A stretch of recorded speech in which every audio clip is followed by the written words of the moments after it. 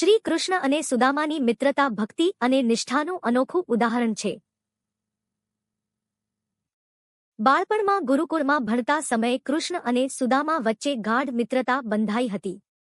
બંને સાથે ભણ્યા, રમ્યા અને ગુરુની સેવા કરી. સમય જતાં કૃષ્ણ દ્વારકાના રાજા બન્યા અને સુદામા ગરીબીમાં જીવન જીવતા રહ્યા, છતાં તેમની મિત્રતા હૃદયમાં અખંડ રહી. એક દિવસ પત્નીના આગ્રહથી સુદામા પોતાના બાળમિત્ર કૃષ્ણને મળવા દ્વારકા ગયા. ભેટમાં આપવા માટે તેમની પાસે ફક્ત થોડું પોચા ચોખાનું પોટલું હતું. સુદામા સંકોચ અનુભવતા હતા, પરંતુ કૃષ્ણે તેમને પ્રેમથી ગળે લગાવ્યા. કૃષ્ણે રાજસી વૈભવ ભૂલીને મિત્ર સુદામાના પગ ધોયા અને તેમની આગવી આત્મીયતાથી સેવા કરી. કૃષ્ણે સુદામાના ચોખા આનંદથી ખાધા અને એક શબ્દ પણ માંગ્યા વગર તેમની ગરીબી સમજી ગયા. સુદામા કંઈ કહે તે પહેલા જ કૃષ્ણે તેમને આશીર્વાદ આપ્યા. જ્યારે સુદામા ઘરે પરત ફર્યા, ત્યારે તેમનું ઝૂંપડું મહેલ બની ગયું હતું અને જીવન સુખ સમૃદ્ધિથી ભરાઈ ગયું હતું.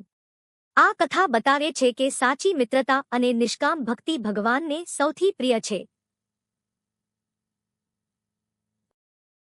કૃષ્ણ માટે ધન કે વૈભવ નહીં, પરંતુ હૃદયની શુદ્ધતા મહત્વપૂર્ણ છે.